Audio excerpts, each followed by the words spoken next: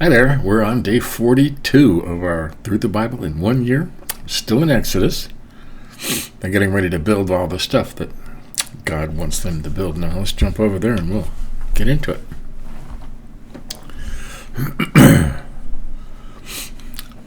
Bezalel and Oholiab, and every craftsman in whom the Lord has put skill and intelligence to know how to do any of the work in the construction of the sanctuary hall, shall work in accordance with all that the Lord has commanded. And Moses called Bezalel and Oholiab, and every craftsman in whose mind the Lord had put skill, everyone whose heart stirred him to come to do the work. And they received from Moses all the contribution that the people of Israel had brought for doing the work on the sanctuary. They still kept bringing him freewill offerings every morning, so that all the craftsmen who were doing every sort of task on the sanctuary came, each from the task that he was doing, and said to Moses, "The people bring much more than enough for doing the work that the Lord has commanded us to do." So Moses gave a command, and word was proclaimed throughout the camp, "Let no man or woman do anything more for the contribution of the sanctuary." Enough is enough. So the people were restrained from bringing, for the material they had was sufficient to do all the work and more. And all the craftsmen among the workmen made the tabernacle with the 10 curtains. They were made of fine twined linen and blue and purple and scarlet yarns with cherubim skillfully worked. The length of each curtain was 28 cubits, which is what? Let's see. About 18 inches. Okay. And the breadth of each curtain was 4 cubits. All the curtains were the same size. What's he? Probably Bezalel, coupled 5 curtains to one another, and the other 5 curtains he coupled to one another. He made loops of blue on the edge of the outermost curtain of the first set. Likewise, he made them on the edge of the outermost curtain of the second set. He made 50 loops on the one curtain, and he made 50 loops on the edge of the curtain that was in the second set. The loops were opposite one another, and he made 50 clasps of gold and coupled the curtains to one another with the clasps, so the tabernacle was a single whole. Wow. So many details. He also made curtains of goat's hair for a tent over the tabernacle. He made 11 curtains. The length of each curtain was 30 cubits, and the breadth of each curtain was 4 cubits. The 11 curtains were the same size. He coupled 5 curtains by themselves and 6 curtains by themselves. He made 50 loops on the edge of the outermost curtain of the one set, and 50 loops on the edge of the other connecting curtain. And he made 50 clasps of bronze to couple the tent together, that it might be a single whole. And he made for the tent a covering of tanned ram skins and goat skins. A lot of detail here, huh? Then he made the upright frames of the tabernacle of acacia wood. 10 cubits was the length of a frame, and a cubit and a half the breadth of each frame. Each frame had 2 tenons for fitting together. He did this for all the frames of the tabernacle. The frames for the tabernacle, he made thus: 20 frames for the south side, and he made 40 bases of silver under the 20 frames, the 2 bases under one frame for its 2 tenons, and the 2 bases under the next frame for its 2 tenons. For the second side of the tabernacle on the north side, he made 20 frames, and there 40 bases of silver, and 2 bases under one frame, and 2 bases under the next frame. For the rear of the tabernacle westward, he made 6 frames. He made 2 frames for the corners of the tabernacle in the rear, and they were separate beneath, but joined at the top. At the first ring, he made 2 of them this way for the 2 corners. There were 8 frames with their bases of silver, 16 bases under every frame, 2 bases. Wow. He made bars of acacia wood, 5 for the frames of the one side of the tabernacle, and 5 for the frames of the other side of the tabernacle, and 5 bars for the frames of the tabernacle of the rear westward. And he made the middle bar to run from one end halfway up the frames, and he overlaid the frames with gold and made their rings of gold for holders for the bars, and he overlaid bars with gold. He made the veil of blue and purple scarlet yarns and fine twined linen with cherubim skillfully worked into it. He made it, and for it he made 4 pillars of acacia and overlaid them with gold. Their hooks were of gold, and he cast for them 4 bases of silver. He also made a screen for the entrance of the tent of blue and purple scarlet yarn, fine twined linen embroidered with needlework, and its 5 pillars with their hooks. He overlaid their capitals, and their fillets were of gold, but their 5 bases were of bronze. Wow. Never was a detail-oriented person, you know. Making the ark. Bezalel made the ark of acacia wood. 2 cubits and a half cubit was its length. A cubit was its breadth, and a cubit and a half was its height. He overlaid it with pure gold inside and outside, made a molding of gold around it, and he cast for it 4 rings for its 4 feet, and 2 rings on its side, and 2 rings on its other side. And he made poles of acacia wood, and overlaid them with gold, and put the poles into the rings onto the sides of the ark to carry the ark. And he made a mercy seat of pure gold. 2 cubits and a half cubit was its length, and a cubit and a half was its breadth. And he made 2 cherubim of gold. He made them of hammered work on the 2 ends of the mercy seat, 1 cherub on the one end, 1 cherub on the other end. Of one piece with the mercy seat, he made the cherubim on its 2 ends. The cherubim spread out their wings above, overshadowing the mercy seat with their wings. With their faces to one another, toward the mercy seat were the faces of the cherubim. Wow. Making the table.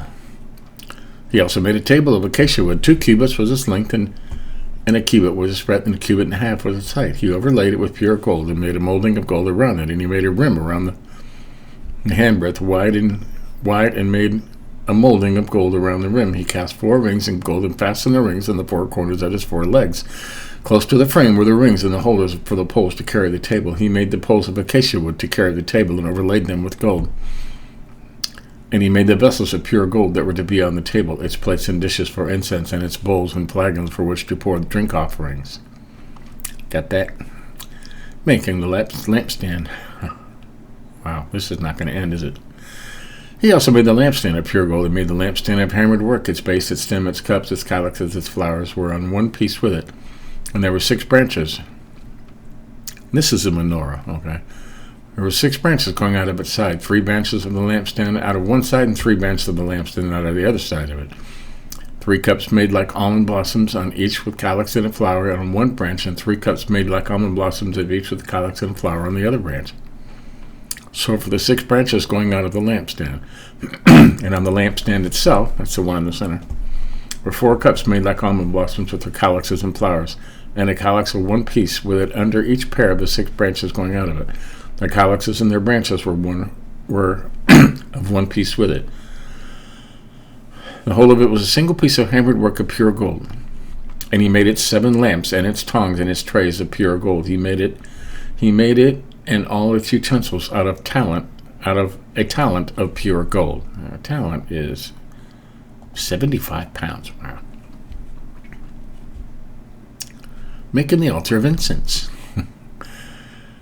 He made the altar of incense of acacia wood. Its length was a cubit, and its breadth was a cubit. It was square, and 2 cubits was its height, about 3 feet. Its horns were of one piece with it. He overlaid it with pure gold, its top and around its sides and its horns. He made a molding of gold around it, and he made 2 rings of gold on it under its molding, on 2 opposite sides of it, as holders for the poles on which to carry it. And he made the poles of acacia wood, and overlaid them with pure gold. He made the holy and anointing oil also, and the pure fragrant incense blended as by the perfumer. Making the altar of burnt offering. He made the altar of burnt offering of acacia wood. 5 cubits was its length, 5 cubits was its breadth. It was a square, and 3 cubits was its height. He made horns for it on its 4 corners. Its horns were one piece with it, and he overlaid it with bronze. He made all the utensils of the altar, the pots, the shovels, the basins, the forks, and the fire pans. He made all the utensils of bronze. And he made for the altar a grating, a network of bronze under its siege, extending halfway down. He cast 4 rings onto the 4 corners of the bronze grating as holders for the poles. And he made the poles of acacia wood, and overlaid them with bronze. And he put the poles through the rings on the sides of the altar to carry it with them. He made it hollow with boards. Making the bronze basin. He made a basin of bronze and a stand of bronze from the mirrors of the ministering women who ministered in the entrance of the tent of meeting. Making the court. And he made the court for the south side. The hangings of the court were of fine twined linen, 100 cubits. Their 20 pillars and their 20 bases were of bronze, but the hooks of the pillars and the fillets were of silver. And for the north side there were hangings of 100 cubits. Their 20 pillars and their 20 bases were of bronze, but the hooks of the pillars and their fillets were of silver. And for the west side were hangings of 50 cubits. Their 10 pillars and their 10 bases The hooks of the pillars and their fillets were of silver. And for the front to east 50 cubits. The hangings for one side of the gate were 15 cubits with other 3 pillars and 3 bases. And so for the other side, on both sides of the gate of the court, were hangings of 15 cubits with their 3 pillars and their 3 bases. All the hangings around the court were of fine twined linen, and the bases of the pillars were of bronze. But the hooks of the pillars and the fillets were of silver. The overlaying of their capitals was also of silver, and the pillars of the court were filleted with silver. And the screen for each gate of the court was embroidered with needlework in blue and purple and scarlet yarns of fine twined linen. It was 20 cubits long and 5 cubits high in its breadth, corresponding to the hangings of the court. And their pillars were 4 in number. The 4 bases were of bronze, their hooks were of silver, and the overlaying of their capitals and their fillets of silver. And all the pegs for the tabernacle, for the court, and all around were of bronze. Okay. Materials for the tabernacle. These are the records of the tabernacle of the testimony, as they were recorded at the commandment of Moses, the responsibility of the Levites under the direction of Ithamar, the son of Aaron the priest. Bezalel, the son of Uri, the son of Ur, that's the tribe of Judah, made all that the Lord commanded Moses, and with him was Oholiab, I don't know why I have so much trouble saying that, the son of Ahisamach of the tribe of Dan, an engraver and designer and embroiderer in blue and purple and scarlet yarns and fine lined twinning. All the gold that was used for the work in all the construction of the sanctuary, the gold from the offering, was 29 talents and 730 shekels.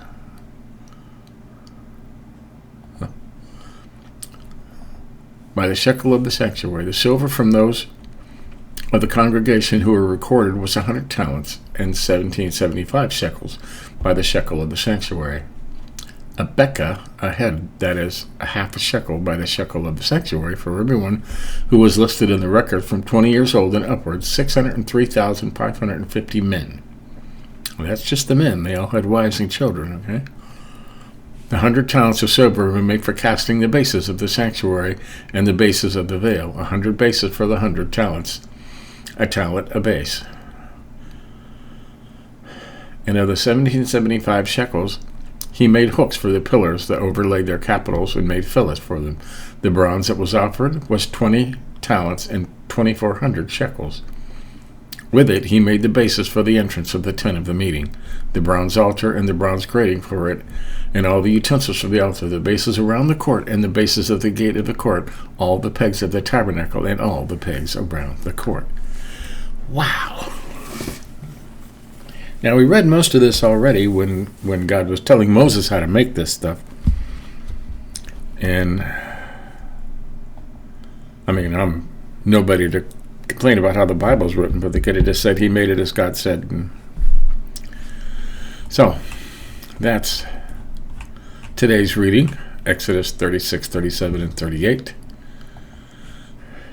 What are we looking forward to tomorrow? Probably more. Yep, making the garments, tabernacle erected, the glory of the Lord. So, yeah, we're going to read more about this tomorrow, making all the stuff, and you will have every detail that you ever wanted. All right, so there you have it. That's today's reading, day 42 of 365. We're getting there. And we'll just keep doing this. Catch up on any you may have missed. And give us a like if you think about it. Until next time, see ya.